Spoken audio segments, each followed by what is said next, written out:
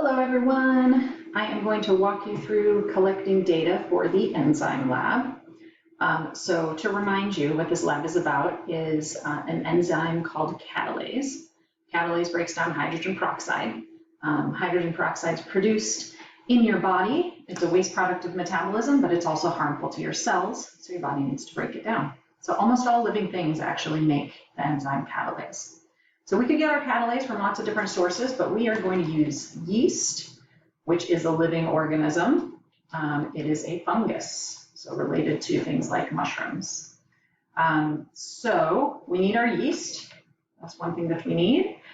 We need our hydrogen peroxide. So this was one that did not come in your science kit, and you needed to either pick it up from school, you can go get them in the front hallway, or find your own hydrogen peroxide. Also from the science kit, you need your pipettes, with these things that look like eyedroppers. You need your graduated cylinder to measure, and some supplies of your own. You're also going to need a tiny bit of sugar, if you have it. If not, you can use something instead like honey or something else that has sugar in it. It has to be real sugar. Hopefully you can find some sugar. And a couple little jars or bowls will help as well. You're also going to need a little bit of dish soap. Whatever kind of dish soap you have at home would be perfect. And something to measure. We're going to be measuring a quarter teaspoon and an eighth teaspoon. So the smallest measuring spoon that you have. I only have a half teaspoon, but I'm going to work with that to try and measure as accurately as I can in those small amounts. Okay, so remember, as a class, altogether we're investigating three things. In your asynchronous, you already looked at pH and how that affects the rate of this, this reaction, the catalase enzyme reaction. So we already looked at pH, and now we're going to look at temperature as well as substrate concentration. So if you're watching this video, you are doing substrate concentration. Our substrate is our hydrogen peroxide. So we're going to be changing the concentration of the solutions of hydrogen peroxide. It comes as 3%. So that's the strongest concentration we'll use, and then we'll dilute it by different amounts in order to get weaker and weaker concentrations. All right, so gather those supplies. The first thing we need to do, because it needs to sit for a few minutes, is mix up our yeast solution. So I've already done it here, but you need a little bowl or a little cup. You're going to measure 50 milliliters of water using your graduated cylinder. If you use warm water, not scalding hot, but warm water. So put 50 milliliters of warm water in your graduated cylinder, pour it into your bowl. Then you need a quarter teaspoon of yeast. So you would measure that out.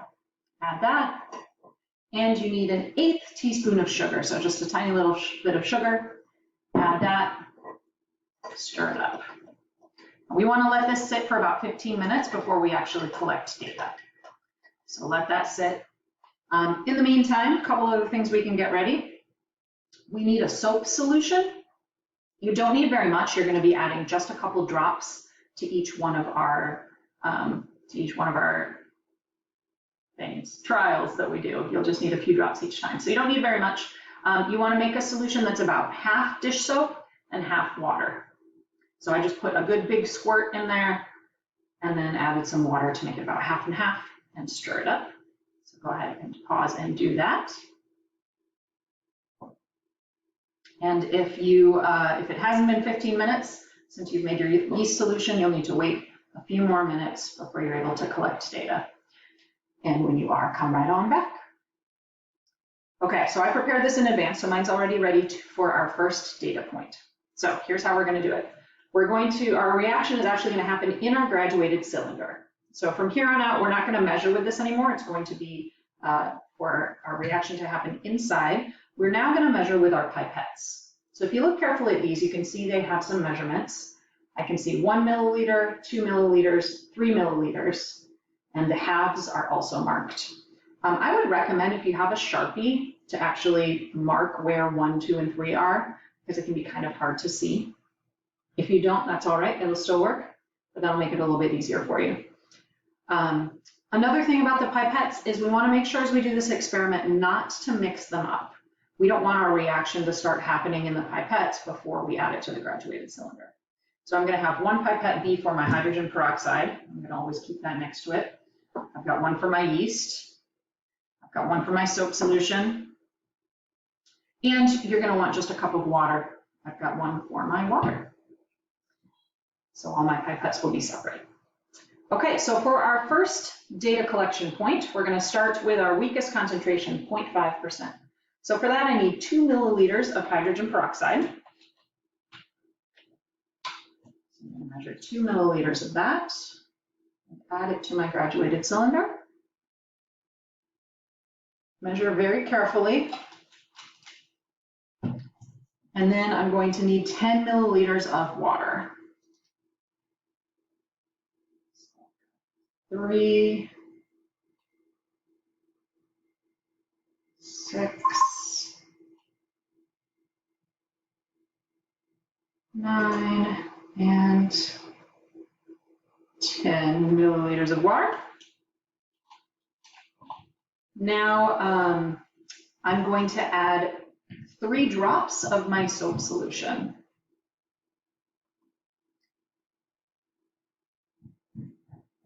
Very carefully, hold on. Okay, so I'm adding 3 drops of my soap solution. 1, 2, 3. And then I want to give it just a very gentle swirl. I don't want to make a bunch of bubbles, but I do want to stir it in just a little bit, like that. That's good. Because remember, when our catalase breaks down our hydrogen peroxide, it's turning it into our products of water and oxygen. So the oxygen is a gas, and we'll see bubbles. So that's how we're going to measure how fast this reaction is happening, is by measuring the amount of bubbles that we get. So we could see the bubbles even without the soap, but it just helps capture it a little bit better. We'll get a little bit more that we can measure this way. Okay, so now we are ready to add our catalase. So at this point, we want to be ready with a timer or stopwatch. We're going to measure 3 minutes. I'm just going to do that on the microwave that's over to the side here. So we're going to be adding 3 milliliters of our catalase solution. That's our yeast solution. Now, when you add this, don't squirt it in because you're going to make bubbles that way. We want all the bubbles in here to be a result of this chemical reaction. So I'm going to actually squirt it down the side. I'm going to gently tip this and add this, squirt this pipette onto the side so that it goes in there more gently. Start your timer for 3 minutes.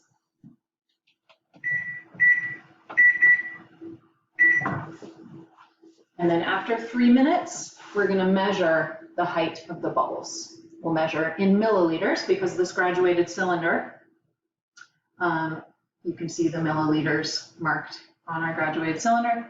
So after 3 minutes, we will check this out. Okay, so it's been 3 minutes. I can definitely see a layer of bubbles on the top. I'm picking this up very carefully because I don't want to pop the bubbles. You have to move it. Do that carefully. The reason you may need to move it is because you want to be able, make sure when you're measuring this that you are looking straight on. If you're looking from above or below, you're not going to get an accurate measurement. So the best thing to do would really be to squat down and look straight at your graduated cylinder. But I wanted to show you what mine looks like. I was having trouble reading these, so I marked every 5 milliliters here as well. So I would say I have 5 milliliters of bubbles here, which is what I'm going to record. I am just below the 20. I'd say I'm at 19.5 total. And my liquid here is at about 14.5 total. So I think I've got exactly 5.0 milliliters of foam. I want you to measure to the tenths place. So try your best, since our smallest increment here is 1 milliliter, try and estimate between each milliliter mark exactly where we are. So I think I am at exactly 5, so I'm going to record 5.0 milliliters in my data table.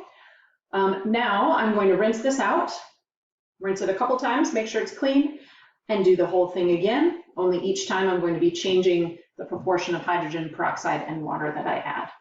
So those instructions are in your data table, how much hydrogen and peroxide and water to add to each one.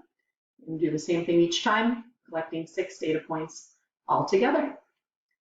When you're done, of course, as it says in the handout, share your data with the class by filling out that Google form, and we'll see what we get.